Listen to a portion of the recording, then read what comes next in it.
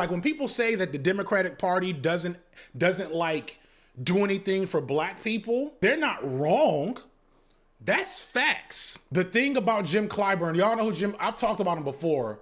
Let me take a quick tangent. This is the final boss of black liberalism. And it's so, he's so slick. Like everybody, I need to do a video about this nigga, real talk. Cause like damn these Candace Owens videos, damn these Clarence Thomas videos, damn these insert whatever black conservative, whatever person.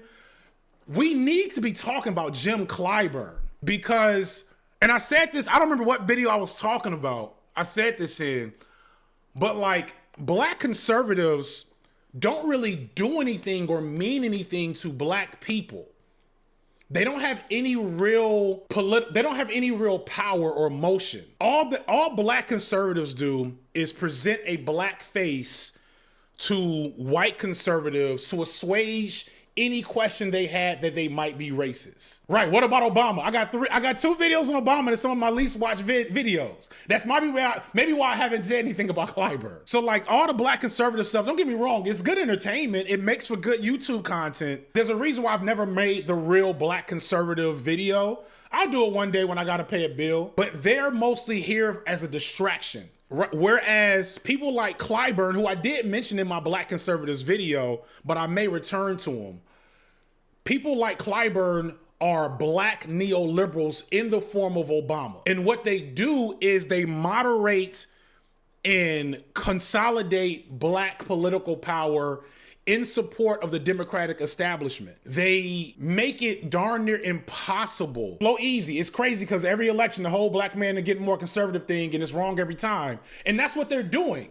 Like, while we're talking about black men might vote Republican this time, which has never happened, it never happens. While we're having that conversation for the 53rd time, come again next year, this nigga right here is going to be ensuring that any progressive candidates that are not approved by the Democratic establishment will lose as many black voters as possible. Or oftentimes works within concert of what is called the black political class to create a kind of, a fancy word is ideological superstructure or worldview, if you will, of black politics and black social life, because they control most of the institutions being the churches, the historically black colleges and universities, the fraternities and sororities and secret societies that organize as the foot soldiers in terms of get out the vote campaigns for the black community that perpetuate this kind of worldview of a top-down analysis of what black politics and black quote-unquote, the hierarchy of black political aspirations should be. But what ends up happening is that the nature of black political activity represents the aspirations of that professional managerial class of brokers, as opposed to the actual needs of the majority of black people. If that out of context didn't make sense, he's talking about Jim Clyburn. So I'm in Atlanta. I am I'm not a true class trader. Let me not give myself too much credit. But I'm doing pretty good from class traderism standpoint. Because I'm the child of college-educated black people. I'm a child of the talented 10th. I grew up in Chicago on the South Side. I went to pretty good schools. I came from good stock. Like, I had a lot of advantages compared to my other black peers. Got pretty good grades. And so I went on to my HBCU. Went to one of the, Clark is not the elite. Clark is not Howard and Spelman, Morehouse, Morgan, so it's not maybe in the top 10. Well, it's probably like, if Clark is in the top 10, it's like 9 or 10, and it's growing. We always been at the top of the food chain, but not at the very top. But I went to a really good, very powerful, very influential HBCU. I joined a black fraternity. I'm a member of Phi Beta Sigma Fraternity Incorporated. I live in Atlanta. Atlanta is black excellence epicenter. Black excellence, they call it Wakanda. It's not.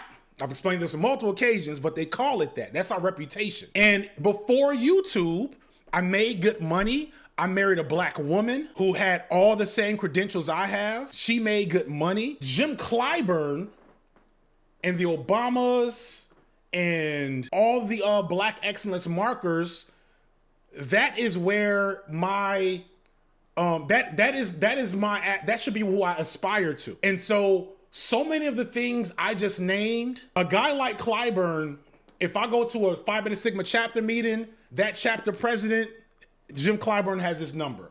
If I go to a black church anywhere in Atlanta, the deacon and head of that black church, Jim Clyburn, has his number. The president of Clark-Lane University and Spelman and Morehouse and Georgia State and Howard and Hampton and Morgan and FAM, Jim Clyburn has their numbers. You run a halfway decent organization of any type, Jim Clyburn has your number. If you have any type of power or aspiration, you probably in some form or fashion are connected to Jim Clyburn, who was a congressman over a little bitty spot in South Carolina. What Clyburn is able to do is pull all those favors and say, hey, I heard you want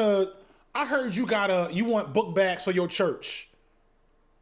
Cool. Tell your church, vote for Andrew Cuomo. I heard your chapter of Big Brothers and Big Sisters in Brooklyn is looking to build a new building.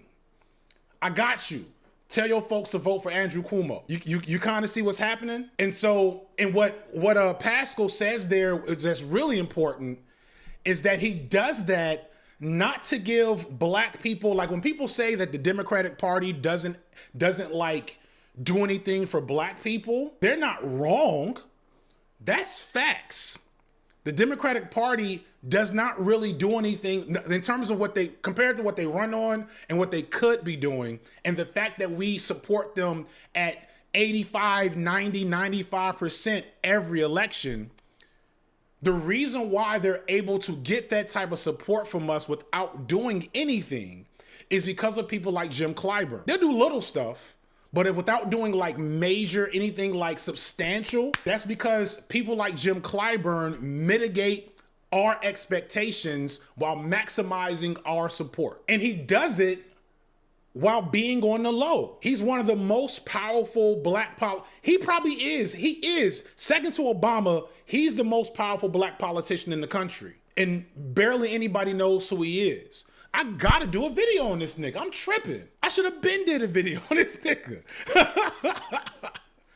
Oh man.